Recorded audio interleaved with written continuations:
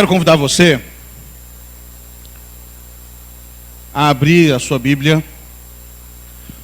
A primeira carta escrita pelo apóstolo Pedro, no capítulo 5, verso 5. 1 de Pedro, capítulo 5, verso 5. Esse texto vai nos servir de guia para a nossa reflexão nessa noite, tal qual fizemos na última semana, conversando ainda sobre esses inimigos da nossa alma que nós precisamos vencer. Sobre esses males que existem na nossa vida, nós vamos conversar sobre mais um nesse instante. 1 de Pedro, capítulo 5, verso 5. Rogo igualmente aos jovens, sede submissos aos que são mais velhos, outros sim, no trato de uns com os outros, cingi-vos todos de humildade, porque Deus resiste aos soberbos, contudo aos humildes concede a sua graça. Vamos orar? Ó Deus, em nome do Senhor Jesus, nós nos encontramos aqui diante da palavra do Senhor, que é viva e eficaz, que é poderosa nas nossas vidas, e clamamos ao Senhor nosso Deus que ministre dela a nós nessa noite. Que pelo Teu Espírito Santo, Pai, nós possamos entender a mensagem do Senhor, possamos ouvir a Tua voz, possamos ser edificados pelo Senhor profundamente e sair daqui, ó Deus, transformados para a glória do Senhor. Nós Te adoramos, ó Deus, e Te agradecemos em nome do Senhor Jesus. Amém e amém. Irmãos amados, talvez dos inimigos da alma que nós temos visto até aqui, ansiedade, amargura ou a própria língua, esse seja o inimigo mais repugnante de todos. Ninguém gosta do orgulho. Pior, ninguém gosta do orgulhoso. É terrível conviver com alguém que é soberbo. É terrível conviver com alguém que exala prepotência, arrogância. É terrível conviver com alguém que é cheio de si e vazio de Deus. Orgulho é um inimigo da nossa alma e ele precisa ser ferozmente combatido. Ele precisa ser atacado frontalmente, precisa ser atacado pela palavra do Senhor, à luz da palavra do Senhor. Mas há um problema muito sério aqui. Porque o orgulho é um inimigo da nossa alma, que é um tanto quanto complicado de ser diagnosticado por nós mesmos. Orgulho é tipo mau hálito. É mais fácil você perceber o do outro do que o seu. Você consegue facilmente enxergar que o outro é orgulhoso. Você consegue enxergar a soberba na vida do outro, mas dificilmente enxerga na sua. E aí temos um grande problema, porque como eu vou combater aquilo que está me matando, que está me destruindo, mas eu não sei que está em mim? É como uma doença, em que você vai de médico em médico e não descobre o que está acontecendo. E aquilo está te corroendo por dentro. Aquilo está te machucando, aquilo está te prejudicando dia após dia. Porque ninguém sabe o que é, ninguém diagnosticou o problema para tratar da maneira certa, para usar o remédio certo. E às vezes no orgulho acontece exatamente isso. Nós não sabemos que somos orgulhosos, fechamos os nossos olhos para um diagnóstico dos nossos irmãos sobre nós, para o diagnóstico da própria palavra de Deus a nosso respeito, e assim não tratamos. E assim vamos morrendo a cada dia, assim a nossa alma vai sendo vencida a cada dia. E por isso é que nós precisamos entender muito bem esse inimigo da nossa alma, para que assim possamos vencê-lo para a glória do Senhor e para o nosso progresso espiritual. Eu quero pensar com você aqui, primeiro sobre algumas manifestações diferentes do orgulho. O orgulho nem sempre é igual. O orgulho nem sempre funciona ou aparece do mesmo jeito. Mas cada uma dessas manifestações do orgulho são igualmente prejudiciais para a nossa vida espiritual, para a nossa caminhada com Deus. Então a gente começa pensando nisso, para depois pensar sobre como o orgulho é um inimigo da nossa alma, ou por que ele é um inimigo da nossa alma. Eu destaquei aqui 4 manifestações diferentes do orgulho. E a primeira manifestação é o orgulho moralista. Sabe o que é isso? É aquela pessoa que tem absoluta convicção de que ela é a melhor pessoa da face da terra. Eu sou o mais crente, o mais santo, o mais humilde. Eu sou aquele que as pessoas deviam olhar para mim e falar: siga o fulano, porque ele é um bom padrão. Siga-o, porque ele é o melhor exemplo que você pode ter. Nas Escrituras nós encontramos alguém assim, identificado pelo Senhor Jesus. Jesus, em Lucas 18, conta-nos a parábola do fariseu e do publicano. E ali ele nos mostra que o fariseu é exatamente o tipo de pessoa que tem orgulho moralista. É alguém que tem orgulho dos seus feitos espirituais. É alguém que o tempo todo gosta de exaltar a sua posição diante de Deus. O fariseu, na sua oração, exaltado, cheio de si, orava para Deus dizendo: Deus, eu sou bom demais. Eu não sou essa porcaria desse publicano. Isso aí é uma tranqueira, isso aí não devia nem existir. Eu sou bom. Eu jejuo 3 vezes por semana, o Senhor falou 1 vez por ano. Olha isso, Deus. Olha que crente fantástico. Olha que judeu perfeito. Eu dou o dízimo de tudo que eu ganho. E aí, esse fariseu, esse homem cheio de si, cheio de orgulho moralista, não era alguém salvo. Não era alguém santificado pelo Senhor. Não era alguém justificado pela graça de Deus. Porque o Senhor diz que aquele que desceu justificado para sua casa foi o publicano, que humildemente orava: Senhor, sê propício a mim, porque eu sou pecador. O orgulho moralista se exalta diante de Deus, quase que olhando para Deus e dizendo: Deus, o Senhor devia ficar muito feliz de eu te servir. Eu sou muito bom até para o Senhor, viu? O Senhor tinha que bater palma para mim todo dia, aplaudir a minha conduta, o meu caráter, porque eu sou bom. A gente precisa cuidar desse tipo de orgulho. Segundo, o orgulho pode ser doutrinário. E aí a gente pega. Aí a gente cai. Talvez, irmãos, o orgulho doutrinário seja o que mais nos atinge enquanto presbiterianos. Me entenda aqui. Amo a nossa teologia, a nossa doutrina, a nossa denominação. Mas nós não somos 100% certos. Nós não somos a única denominação que tem razão.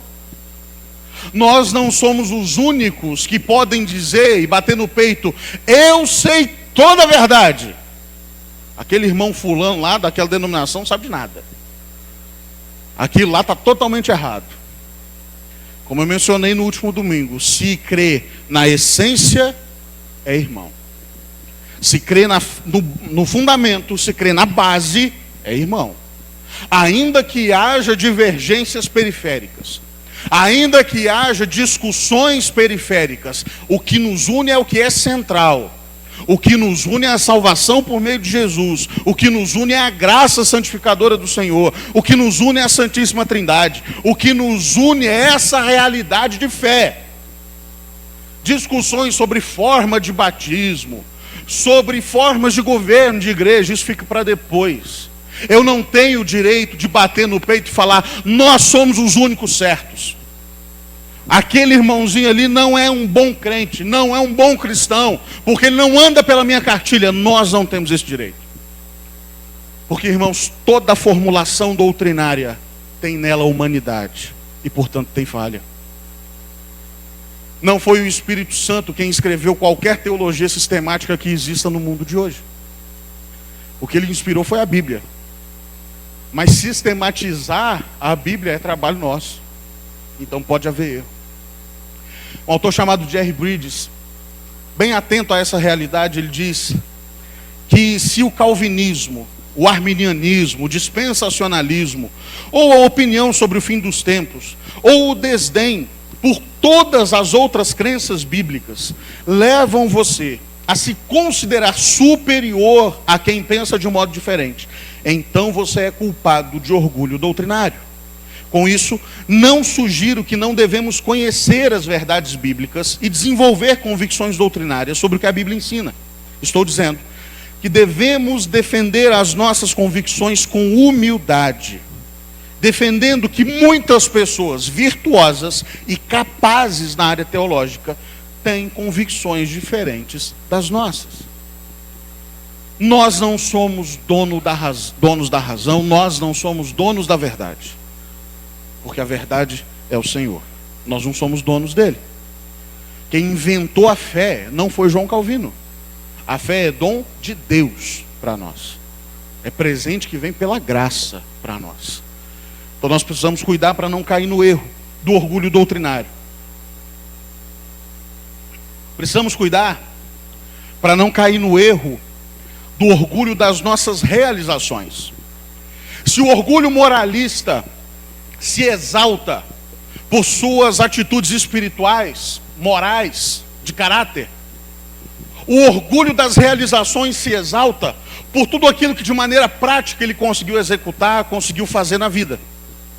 O orgulho das realizações é aquele em que nós nos exaltamos diante das pessoas por tudo que fizemos na vida. Eu não tinha nada, mas hoje eu conquistei tudo. Tudo foi meu esforço, foi meu suor, foi meu trabalho. Guarda-te, não te esqueças de que é o Senhor quem te deu força. Foi o alerta que o Senhor Deus deu ao povo lá em Deuteronômio capítulo 8. Quando você conquistar boas terras, quando você vê as suas lavouras dar muito fruto, quando você vê seu gado se expandindo, não se esqueça que é o Senhor. Não se esqueça que é bondade do Senhor. Não se esqueça que é pela graça do Senhor. Não se esqueça que é a mão do Senhor agindo. Cuidado com o orgulho das suas realizações. Sem Deus, filho, você não é nada. Sem a boa mão de Deus agindo na sua vida, sobre a sua vida, você não faz nada. Porque a palavra do Senhor Jesus é: sem mim nada podeis fazer. Nós tomamos cuidado com esse orgulho das realizações. Tem mais.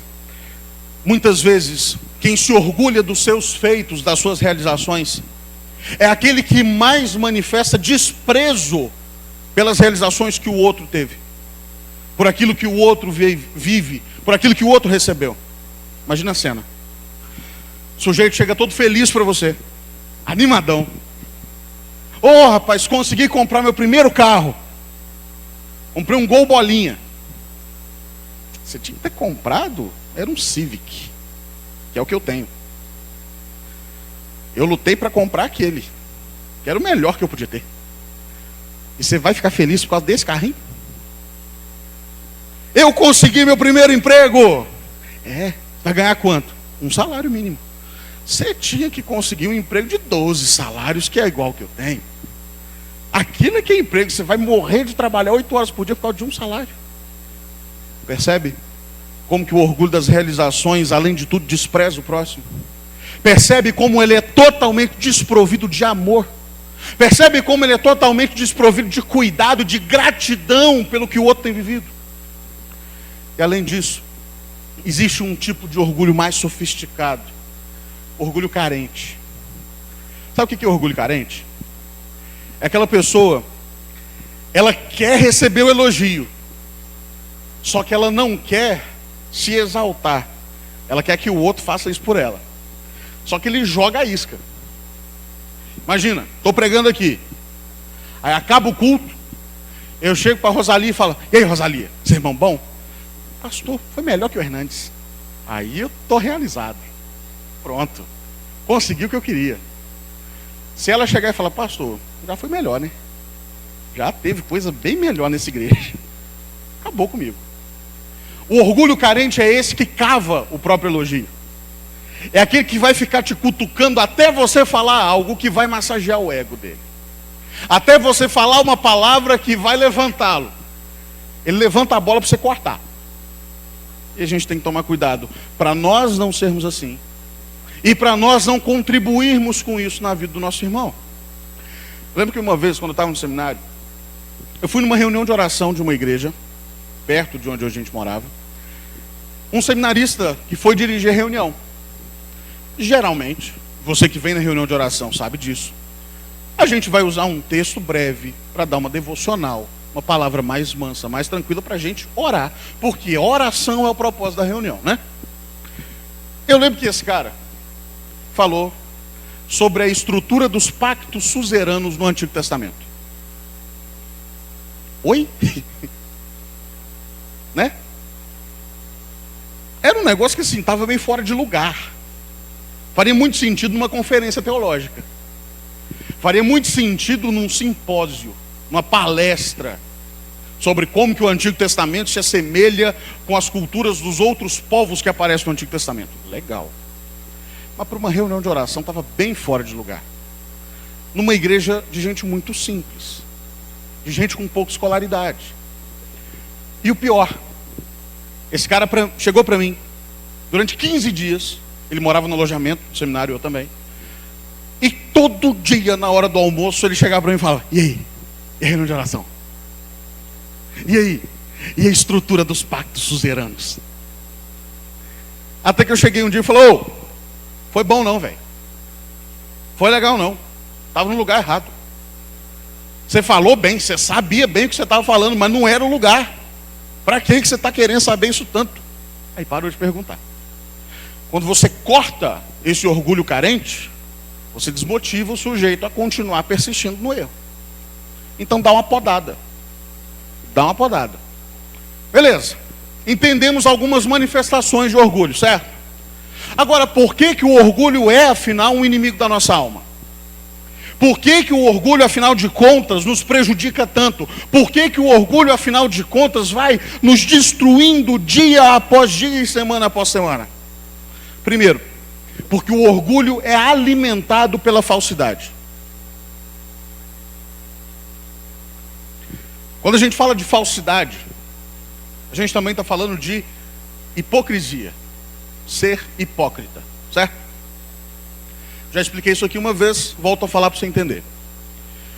Hipócrita é um conceito que vem do teatro grego. Basicamente, hipócrita era uma máscara. No teatro grego antigo, os atores, ao encenar uma peça, não modulavam a voz. Quando eles iam fazer uma cena triste ou uma cena feliz, a voz era exatamente a mesma. O jeito de falar era o mesmo. Para que se identificasse o estado de espírito, a emoção que o ator tentava transmitir, usava-se uma máscara. Uma máscara com a aparência feliz, se fosse uma cena feliz, com a aparência triste, se fosse uma cena triste, com a aparência assustada, se fosse uma cena de medo. Essa máscara era a hipócrita. Basicamente, então, a ideia do conceito é que o hipócrita é alguém que externa algo que ele não é de fato. É só aparência. É só casca. O orgulhoso é só casca. É só aparência.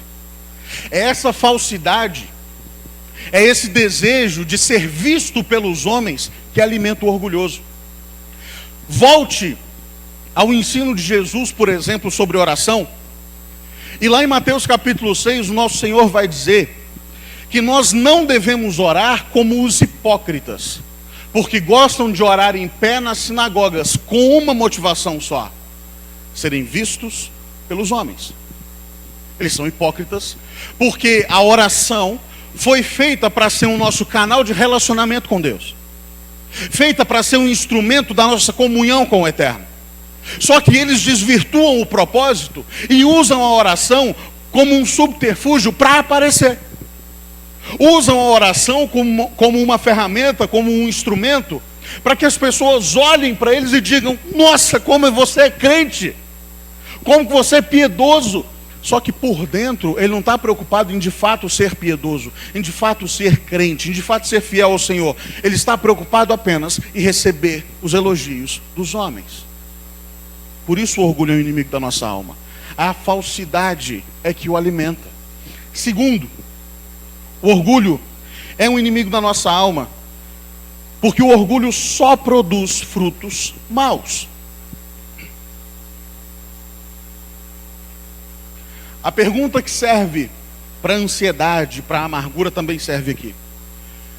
Quantas vezes o fato de você agir com orgulho, com soberba, contribuiu para o seu crescimento espiritual? Quantas vezes na vida você agiu com orgulho e isso te fez progredir como pessoa? Como o orgulho te ajuda a ser alguém melhor? Não ajuda. Do mesmo jeito que a ansiedade não resolve o seu problema, do mesmo jeito que a amargura não cura a ferida do passado, o orgulho não te ajuda a ser melhor. Porque, além de não favorecer o crescimento daquilo que é bom, ele produz aquilo que é mal na nossa caminhada.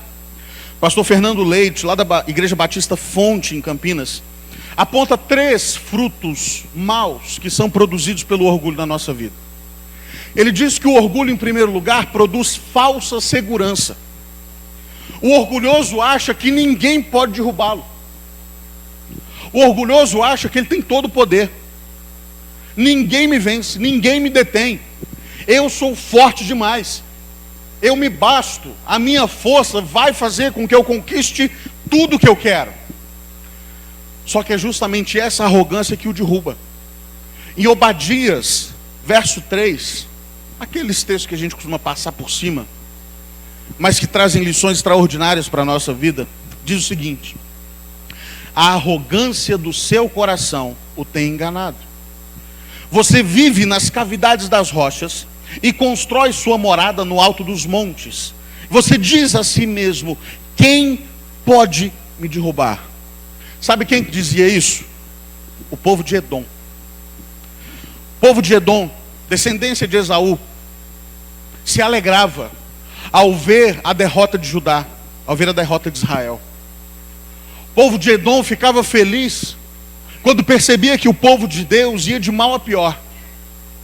E aquele povo então, que se alegrava com essa derrota do povo de Deus, que se alegrava com as guerras que assolavam o povo de Deus, ainda arrogava para si a ideia de que nada nem ninguém poderia detê-lo.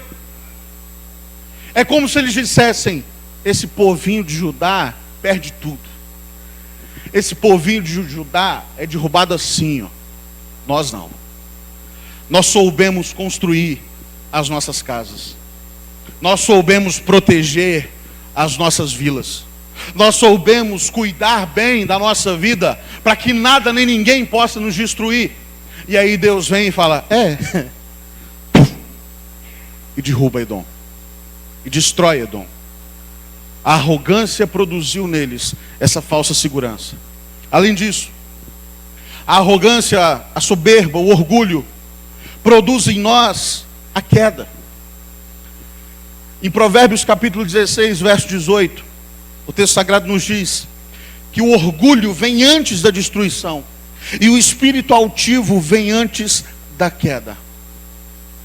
O orgulhoso pode até permanecer no topo por um tempo, mas chega uma hora que ele cai. Ele anda tão com o nariz em pé que ele não consegue enxergar os buracos no caminho. Tropeça e cai. Orgulho produz queda. Orgulho produz falsa segurança. E orgulho produz solidão. Como eu disse no início, coisa desagradável é conviver com gente soberba, né? Que negócio ruim. Porque chega uma hora que fica insuportável. Chega uma hora que você não consegue conversar. Chega uma hora que não consegue ter uma conversa que vai te alegrar. Seu dia está excelente. Você encontra com determinada pessoa, acabou o seu bom humor. Essa pessoa fica sozinha no fim das contas. Ninguém consegue ser amigo. Ninguém consegue ser próximo. Ninguém consegue se alegrar junto com ela. E mais, a Bíblia vai nos dizer que Deus resiste ao soberbo. Texto que a gente leu. Deus concede graça aos humildes. Chega um tempo em que o orgulhoso para de ver a bênção de Deus na sua vida. Deus retira a mão. Deus se afasta daquele que é orgulhoso. Porque no fim das contas, o orgulhoso, ele acha que ele não precisa de Deus. Então Deus mostra para ele que ele precisa. E ele vive a solidão, ele vive esse distanciamento das pessoas e do próprio Deus. Terceiro, o orgulho é o inimigo da nossa alma, porque o orgulho é totalmente desprovido de amor. Pensa o seguinte: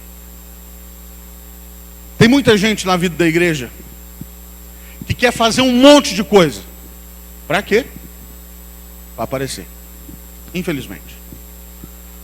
Na vida da igreja tem muita gente que trabalha só para ser aplaudido no final. Só para ser reconhecido publicamente. só para que as pessoas vejam o esforço que ele fez. Só que nós servimos na vida da igreja local por amor. O chamado para nós é para servir uns aos outros em amor. O chamado para nós é para glorificar a Deus com a nossa vida e assim abençoar também, ou ser canal de bênção para o nosso próximo, para aquele que está perto de nós. Só que às vezes a gente quer simplesmente se engrandecer. Às vezes a gente quer simplesmente aparecer um pouquinho mais do que os outros. Você certamente conhece a história daquela senhora que fez um bolo lindo para o aniversário da igreja. Aquele bolo mais bonito que bolo de casamento. Sabe, 5 andares de bolo. Bonito. Não foi nem a Cris, nem a Vivian, não. Mas bonito. Aquele negócio assim, sabe? E falou, pastor, para o aniversário da igreja. Bonito. Tá aí, ó. E ficou na mesa assim, para todo mundo ver. E teve o culto de aniversário. Bonito. Vem pregador de longe para pregar. Vem banda de fora. Igreja lotada. Chega no final do culto, o pastor vai agradecer. Agradeceu todo mundo que veio, em especial os visitantes. Agradeceu o pregador. Agradeceu a banda. E, irmãos, louvado seja Deus, Deus nos abençoe. Vão participar de um lanchinho lá no pavilhão. A dona do bolo sumiu da igreja umas 3 semanas. O pastor foi atrás. Ô, irmã, o que aconteceu? Está doente? Não, pastor. O que foi, irmã? O que você está bravo? Uai, você não falou que eu fiz o bolo? Ô, irmã, era para falar? Uai, pastor, você acha que eu fiz por quê? Ô, irmã, eu agradeci todo mundo que veio, todo mundo. E não agradeceu o bolo que eu dei? Não agradeceu a oferta que eu fiz para a igreja? Era para agradecer, uai. Era para falar. Mas, irmã, você fez para isso. Não foi para abençoar a igreja, não. Não foi para presentear a igreja, não. Não foi para ofertar para o aniversário da igreja, não. Foi, pastor, mas eu queria que falasse que fui eu, ué. Você com certeza conhece uma história mais ou menos assim na vida. O problema é que isso demonstra que o coração não está motivado pelo amor. Isso demonstra que o coração não está motivado pelo serviço. Tom Holliday escreveu um livro chamado 40 Dias de Amor. E nesse livro ele disse assim: certamente não existe nada de errado em querer fazer, em querer realizar grandes coisas para Deus. O problema é que é fácil demais começar a fazer grandes coisas para nós mesmos, falando que estamos fazendo para Deus. É muito fácil a gente mudar. É muito fácil a gente começar com um coração consagrado, entregue ao Senhor, e de repente a gente está fazendo só para o nosso prazer, só para que o nosso nome cresça. E aí a gente fugiu do propósito. E ainda o orgulho é um problema, é um inimigo da nossa alma, porque ele nos impede de desfrutar a graça de Deus. O orgulho nos impede de ter essa proximidade com o Senhor. O orgulhoso, ele não aceita a graça de Deus. Deus resiste aos soberbos e concede graça aos humildes. Graça é esse favor não merecido. O orgulhoso acha que ele tem que fazer por merecer. O orgulhoso acha que faz por merecer. Se Deus me abençoa, é porque eu sou bom. Se Deus me abençoa, é porque eu ando certo. Se Deus me abençoa, é porque eu sou digno da bênção de Deus. Não é nada. É graça. Quanto mais orgulhoso eu sou, mais distante eu fico da graça de Deus. Mais distante eu percebo que eu preciso do Senhor. E daí? Como que eu venço esse orgulho? Como que eu mato esse inimigo da minha alma? Como que eu destruo esse problema que nos afeta espiritualmente? Primeiro, viva o grande mandamento de verdade. Nosso Senhor Jesus diz: amarás, pois, ao Senhor teu Deus de todo o teu coração, de toda a tua alma, de toda a tua força, de todo o teu entendimento.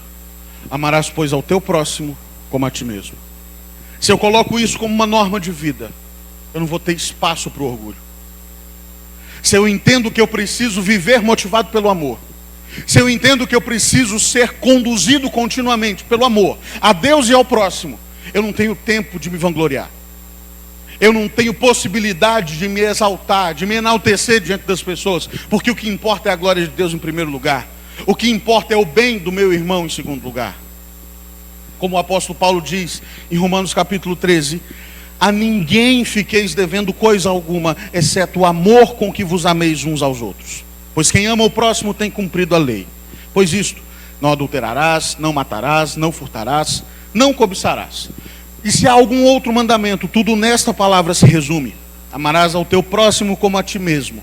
O amor não pratica o mal contra o próximo, de sorte que o cumprimento da lei é o amor.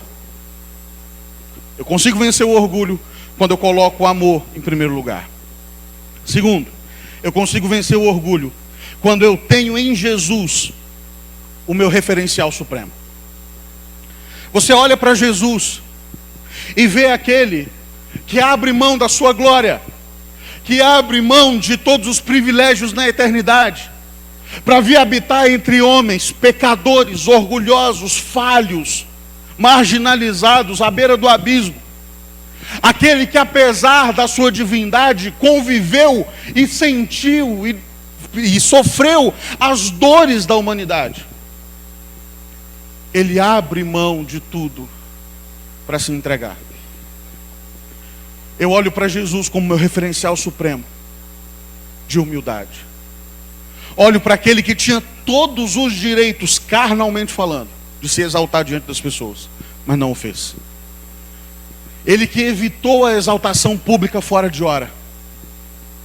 Ele que, quando fazia algo extraordinário, chegava e dizia: não conta para ninguém, que ainda não é tempo, ainda não é hora. Ele que, quando queriam exaltá-lo e colocá-lo num trono nesse mundo, disse que não, porque o trono dele, o reino dele não era dessa terra. Eu olho para Jesus e percebo a grandiosidade do amor que está na humildade. Eu olho para Jesus e eu percebo a imensidão da graça que existe na humildade. E aí eu entendo que Ele, como meu referencial maior, como meu modelo maior, não posso viver em orgulho, em arrogância e em prepotência. Ele que andou entre nós, andou em humildade, revestiu-se de humildade. Nenhum túmulo próprio ele tinha, que lhe foi doado. Assim eu venço o orgulho, quando eu olho para Jesus e quando eu imito o caráter do nosso amado Salvador. John Piper diz assim: o leão de Judá venceu, porque se dispôs a representar o papel de cordeiro. Ele entrou em Jerusalém no domingo de Ramos como um rei a caminho do trono, e saiu de Jerusalém na sexta-feira santa como um cordeiro a caminho do matadouro. Expulsou os ladrões do templo como um leão devorando a sua presa. E no fim de semana entregou seu majestoso pescoço à faca, e o leão de Judá foi abatido como um cordeiro sacrificial. Ele vivenciou a humildade plenamente e nos mostrou que é possível. Terceiro, como que eu venço o orgulho? Eu venço o orgulho por meio do serviço generoso, apaixonado. Se você ler atentamente o Novo Testamento, você vai observar que há uma grande variedade de textos que são mandamentos recíprocos. Mandamentos que têm em si a ideia do um ao outro, uns aos outros, uns com os outros, uns pelos outros. Porque a vida cristã é vivida na dimensão da comunidade. A vida cristã é vivida na dimensão do bem comum. A vida cristã é vivida quando eu penso no meu irmão e quando eu sirvo ao meu irmão. Quando eu entendo que ele precisa de mim. Quando eu entendo que eu preciso dele. E assim nós caminhamos juntos. Aquele corinho infantil antigo, parece que a gente desaprendeu na vida. Eu preciso de você, você precisa de mim. E nós precisamos de Cristo até o fim. A gente canta as verdades bíblicas quando tem 6, 7 anos de idade e esquece de praticá-las quando tem 20, 30, 50. Para vencer o orgulho, eu preciso servir com paixão e com generosidade. E por fim, nós vencemos o orgulho quando nós mantemos a cruz em perspectiva. O apóstolo Paulo vai dizer em Gálatas 6,14: mas longe esteja de mim gloriar-me, senão na cruz de nosso Senhor Jesus Cristo, pela qual o mundo está crucificado para mim, e eu para o mundo. Quem é crucificado para o mundo não vive no orgulho. Quem entende a humilhação que Cristo passou, e que é também chamado a vivenciar, não tem condições de viver no orgulho. Eu entendo que a minha glória não está em me exaltar diante das pessoas, mas em ser chamado filho de Deus, pela obra que Cristo realizou na cruz do Calvário. Eu crucifico as minhas vontades, eu crucifico a minha carne, eu crucifico o meu ego, e eu quero vivenciar o que Cristo tem para mim. E eu quero experimentar a bondade de Cristo em mim, a humildade de Cristo fluindo através da minha vida. Assim eu posso vencer o orgulho. Assim eu consigo triunfar sobre esse inimigo da alma. John Stott diz, e aqui eu encerro: toda vez que nós olhamos para a cruz, Cristo parece nos dizer: eu estou aqui por causa de vocês. É o seu pecado que eu estou levando. É a sua maldição que eu estou sofrendo. É o seu débito que eu estou pagando, e é a sua morte que eu estou morrendo. Nada na história ou no universo nos torna tão conscientes de nossa pequenez como a cruz. Todos somos grandes aos nossos próprios olhos, especialmente no que diz respeito à justiça própria, até que visitamos um lugar chamado Calvário, e lá, aos pés da cruz, nós murchamos de volta ao nosso tamanho real. Olha para a cruz e vença o orgulho. Esse orgulho que talvez está te destruindo, você não sabe. Esse orgulho que está te matando de dentro para fora, que está te tornando alguém difícil de conviver. Mate isso, destrua esse orgulho na sua vida, tendo Cristo como seu referencial maior, e como aquele que, pelo sacrifício que realizou nessa cruz, te dá condições de vencer o orgulho. Te enviou o Espírito Santo para te dar poder para triunfar sobre os seus inimigos da alma. Que o Senhor nos abençoe, em nome de Jesus.